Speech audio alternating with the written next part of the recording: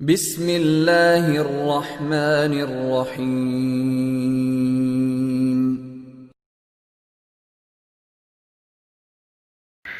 رسول اللہ صلی اللہ علیہ وآلہ وسلم نے جمعہ کے دن ذکر فرمایا کہ اس میں ایک گھڑی ایسی ہوتی ہے کہ جس کو مسلمان بندہ نماز کے دوران پالے تو وہ اللہ سے جس چیز کا بھی سوال کرے گا اللہ اسے عطا فرما دیں گے۔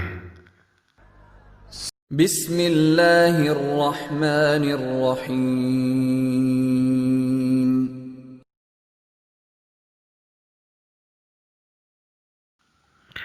روایت ہے کہ رسول اللہ صلی اللہ علیہ وآلہ وسلم نے کتوں کو مارنے کا حکم دیا تو اگر کوئی عورت دیہات سے اپنا کتا لے کر آتی تو ہم اسے بھی مار ڈالتے۔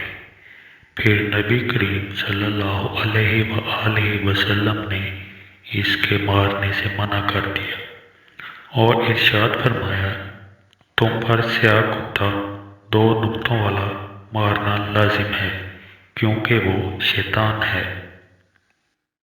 بسم اللہ الرحمن الرحیم۔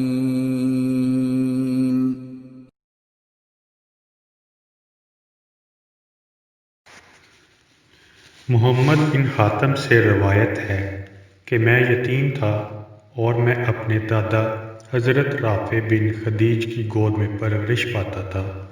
جس وقت میں جوان ہوا اور ان کے ساتھ حج کیا تو میرا بھائی عمران بن سہل بن رافع آیا اور کہنے لگا کہ اے باپ یعنی دادا سے کہا کہ ہم نے فلاں زمین 200 درہم کے عوض اجرت پر دی ہے۔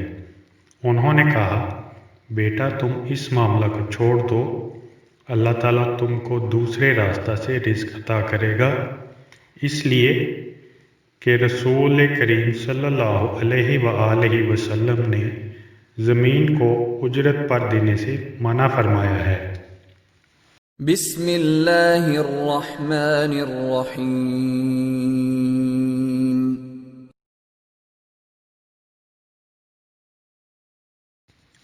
نبی کریم صلی اللہ علیہ وآلہ وسلم دو قبروں کے پاس سے گزرے اور فرمایا کہ ان دونوں قبر والوں پر عذاب ہو رہا ہے اور کسی بڑے کام کی وجہ سے نہیں عذاب ہو رہا۔ پھر فرمایا کہ ان میں سے ایک تو چغلی کھاتا تھا اور دوسرا پیشاب سے نہیں بچتا تھا۔ پھر آپ نے تر لکڑی لی، اس کے دو ٹکڑے کیے اور ایک ایک ٹکڑا ہر ایک کی قبر پر گاڑ دیا۔ پھر آپ نے فرمایا کہ شاید ان دونوں کے عذاب میں تخفیف ہو جائے جب تک یہ دونوں لکڑیاں خشک نہ ہو جائیں۔ بسم اللہ الرحمن الرحیم۔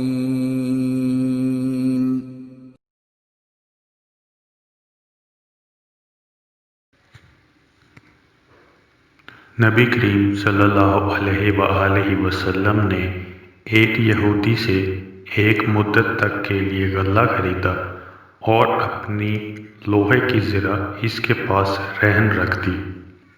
بسم اللہ الرحمن الرحیم۔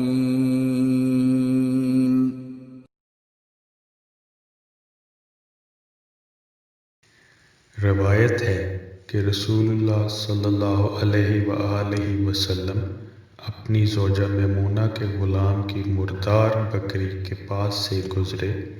یہ بکری آپ صلی اللہ علیہ وآلہ وسلم نے اس غلام کو دی تھی۔ فرمایا آپ صلی اللہ علیہ وآلہ وسلم نے کیوں کام میں نہ لائے تم اس کی کھال؟ انہوں نے کہا یا رسول اللہ صلی اللہ علیہ وآلہ وسلم وہ مردار ہے۔ آپ صلی اللہ علیہ وآلہ وسلم نے کہا مردار کا کھانا حرام ہے۔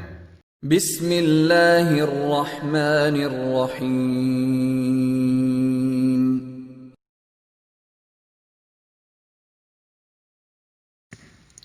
حضرت ابو جبیرہ بن ضحاک رضی اللہ تعالیٰ عنہ فرماتے ہیں کہ ہم انصاریوں کے بارے میں یہ آیت نازل ہوئی وَلَا تَنَابَزُوا بِالْأَلْقَابِ، مت پکارو برے لقبوں سے۔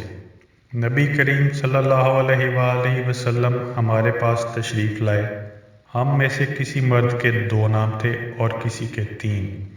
نبی کریم صلی اللہ علیہ وآلہ وسلم کبھی کسی ایک نام سے پکارتے تو آپ صلی اللہ علیہ وآلہ وسلم سے عرض کیا جاتا کہ اسے اس نام سے غصہ آتا ہے۔ اس پر یہ آیت نازل ہوئی، وَلَا تَنَابُرُوا بِالْأَلْقَابِ، مت پکارو برے لقبوں سے۔ بسم اللہ الرحمن الرحیم۔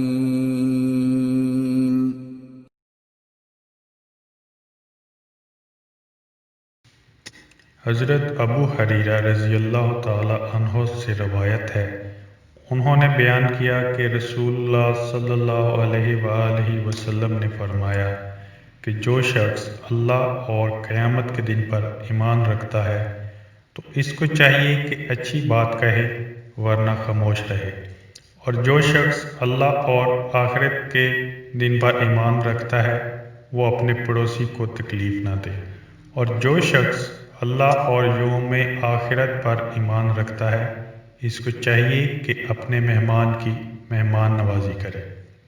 بسم اللہ الرحمن الرحیم۔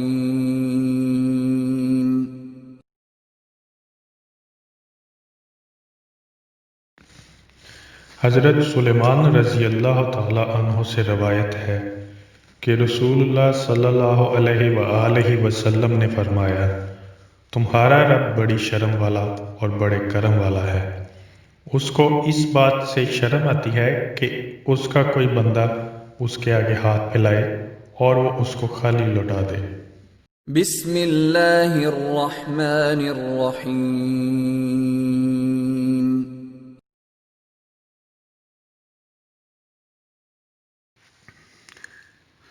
حضرت ابو حریرہ رضی اللہ تعالی عنہ سے روایت ہے، رسول اللہ صلی اللہ علیہ وآلہ وسلم نے فرمایا، ایک شخص لوگوں کو قرض دیا کرتا تھا اور وہ اپنے نوکروں سے کہتا، جو مفلس ہو اس کو معاف کر دینا، شاید اللہ تعالیٰ اس کے بدلے ہمیں معاف کر دے۔ پھر وہ اللہ تعالیٰ سے ملا، اللہ نے اس کو بخش دیا۔ سبحان اللہ سبحان اللہ سبحان اللہ سبحان اللہ سبحان اللہ